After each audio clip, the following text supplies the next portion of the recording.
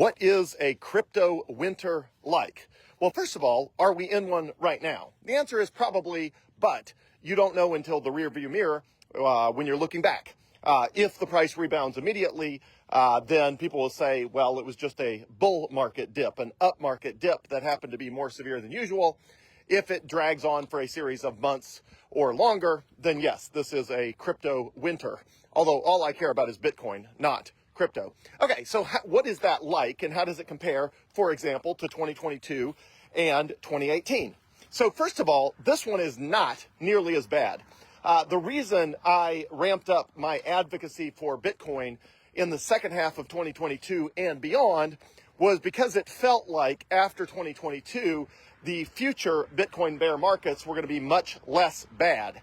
Prior to that, even though I owned Bitcoin since 2017, Bitcoin was so volatile prior to the introduction of the Bitcoin ETFs in January of 2024. Bitcoin was so volatile that there was just, I was concerned that anybody I advocated to Bitcoin to probably couldn't handle it. So even though the returns were higher if you bought Bitcoin in 2017, 2018, honestly, most people could not handle the kind of volatility that came with those returns, which was regular 30 or 40% drawdowns, and the biggest drawdown in 2022 of 77.5%. Now, 77.5% was much worse than it would otherwise have been. It was driven lower and lower and lower by the bankruptcies of numerous companies that had nothing to do with Bitcoin. They were all crypto companies that had done exotic borrowing and gotten over leveraged and basically blew up. But it was a bunch of them. It was BlockFi, Three Arrows Capital, which is called 3AC, Celsius, Voyager, Terra Luna, the Terra Luna stablecoin. There was a bunch of them. I mean, just, you could Google it, but there was like, I don't know, a ridiculously large number of companies that all went bankrupt in 2022, driving the price lower and lower and lower and lower, ultimately down to 17,600, which everybody thought was the bottom, until FTX blew up. So the cherry on top of 2022 was FTX blows up, and then suddenly, we go to a new lower low of 15,500. The lowest low in 2022 was 15,500, which was, today's price is more than quadruple that low. And even the low, the recent low, is almost quadruple the low back from 2022. So what is a crypto winter like? One, lots of negative news. Everybody adjusting their price targets down. Headlines everywhere saying, crypto is dead, blah, blah, blah. Now, in this case, it's not nearly as bad as in the past. In the past, in 2022, there were tons of news articles saying, Bitcoin was over for good. It was dead. Crypto was dead. Nice knowing you, good riddance, blah, blah, blah, which is what always happens. Right at when things are near the bottom, everybody's predicting it's going to get much worse.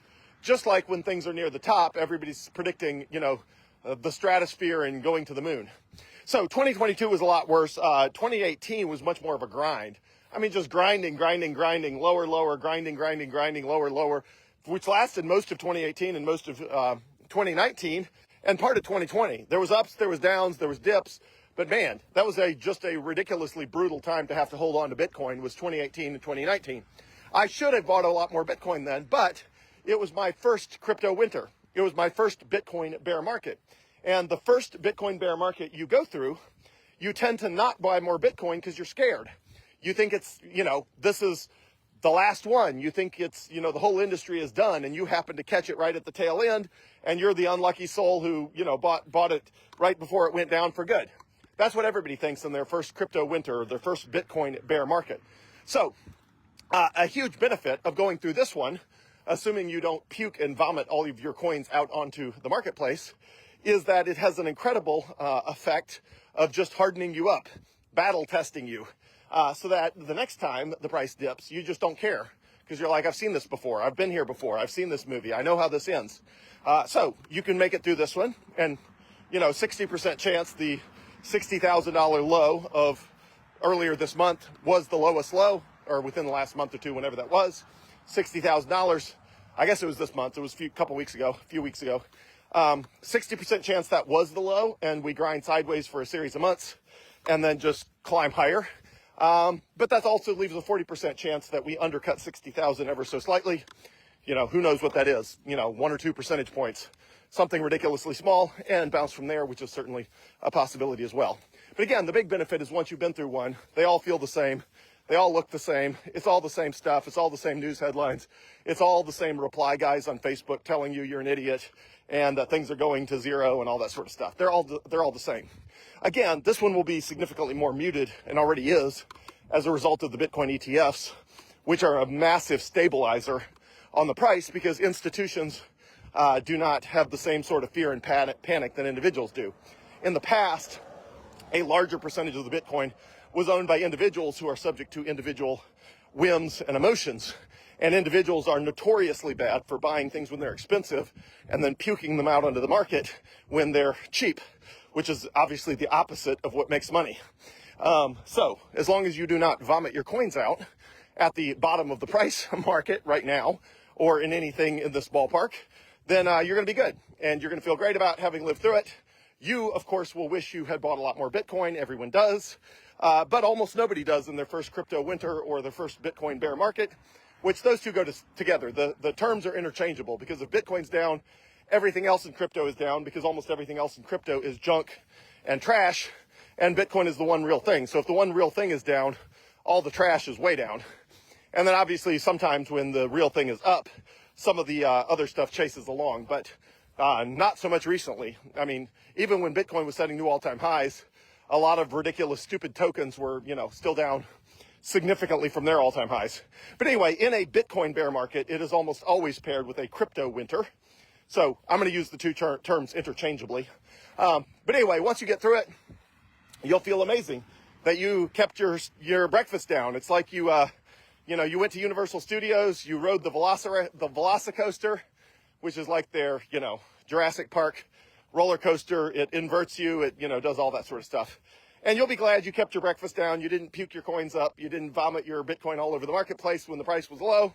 And once you do it once, you feel like you can do it an unlimited number of times, and it doesn't faze you anymore. And in your second Bitcoin bear market, you end up buying a lot more Bitcoin. So most of the people who are buying Bitcoin right now, this is not their first Bitcoin bear market.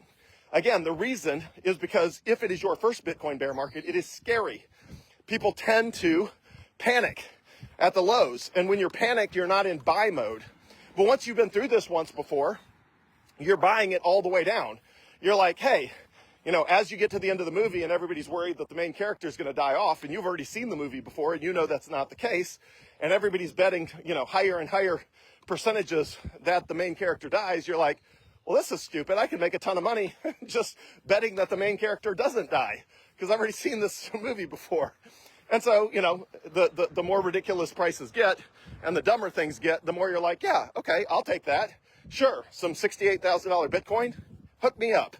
If everybody wants to be irrational and stupid and predict that the main character is going to die here and therefore sell me Bitcoin at 68,000, well, heck, I know the main character doesn't die in this movie. So I'll take $68,000 Bitcoin and cash it in when it becomes clear to everybody that the main character did not die in the movie. So that's what, bear markets are like. But the ones of the past were much worse than this one. Again, there was just massive amounts of fraud from FTX, Celsius, Voyager, BlockFi, Three Arrows Capital, Luna, Terra. All of that is just in massive amounts of fraud. And all of the Bitcoin that they bought with all of that fraud, borrowed money, rehypothecated loans, all of that got dumped on the market all at one time when each of them went belly up. They went bankrupt, they liquidated their holdings. Bankrupt, liquidated. Every time they got liquidated, they dumped whatever Bitcoin or other assets they held, they dumped them on the market, and which obviously creates a cascade. So we don't have that problem this time, but the price is still down. The price is down just due to malaise. It's down because people are just, gold had a once-in-a-generation run, so everybody feels like they missed that.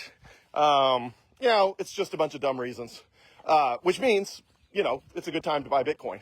But the bottom line of all of this is they're all the same. I've seen this movie before. After you've seen this movie, you will have seen the same movie before. If you have the conviction, buy more Bitcoin. If this is your second bear market or your second crypto winter, then you are probably buying a lot of Bitcoin right now because you have seen this movie before, just like I have. Now, in my case, I'm 100% allocated. I have 100% Bitcoin. There is no more US dollars I could possibly buy Bitcoin with. There just isn't. I don't have any more. So I'm 100% allocated, and I feel great about it. So yeah, when Bitcoin's down 45%, my entire net worth is down 45%. And I feel great about that too. I mean, no other way I'd rather live right now, or ever, because I own the number one asset in the world, and it's 100% of my portfolio, which feels great. So anyway, I am here to help you in your journey. The saying goes, the night is always darkest before the dawn. That is true. And it's the same here. You know you're at the bottom when the headlines are the worst and the sentiment is the worst, and everybody's predicting lower prices and absolute insanity, and everybody's calling the end, and you feel the worst. Whenever you feel the worst about your Bitcoin investment, whether that's because the price dipped or what's called time pain, which means it just grinds and grinds and grinds sideways, and maybe you were okay with $68,000 today, but what if we grind up or down and up and down and up and down for 2 or 3 months? Are you still okay? Because that is time pain. That's not price pain. The price is just bouncing around. But time pain is when the price is, lower than you want, and it just grinds and grinds and grinds. But guess what? It does that with every stock. Every asset does that.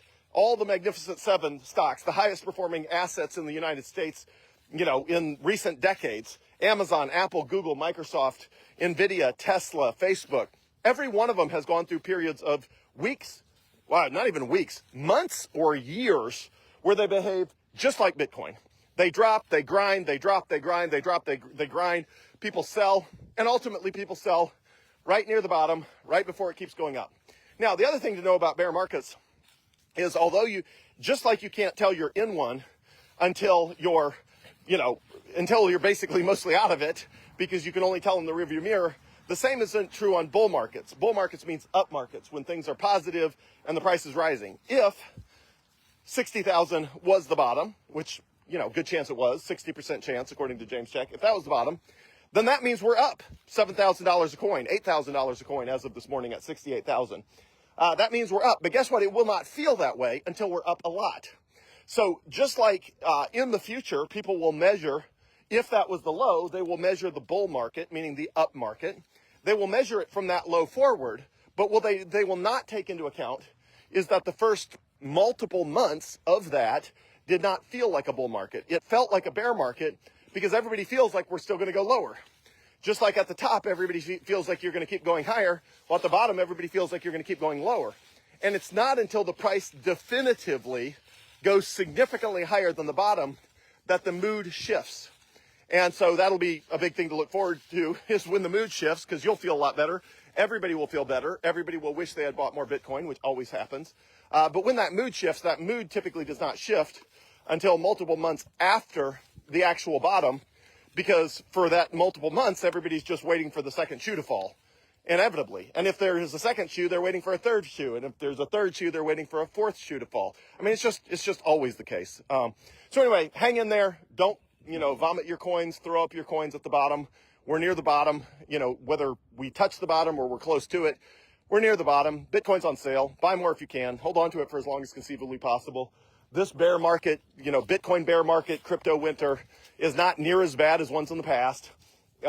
We've all seen this movie before. It's going to be fine. You're going to be fine. Hang tight. You'll be glad you did. And in the future, you'll wish you had bought more Bitcoin, just like we all did, just like I did in my first Bitcoin bear market and crypto winter back in 2018. I wish now I had bought way more Bitcoin. I wish I had. I didn't, because it was the first time. And the first time you see a movie, when everybody's telling you the main character might die, and you've never seen the movie before, you're afraid they might. And it's not only until you get to the end of the movie and the main character, is just fine, that you're like, oh, well, I wish I had bet more that was the outcome, which is what always happens. So let me know if I can be of assistance. Message me on Facebook Messenger. Just make sure it's one of my real accounts. There are fake accounts floating around from time to time.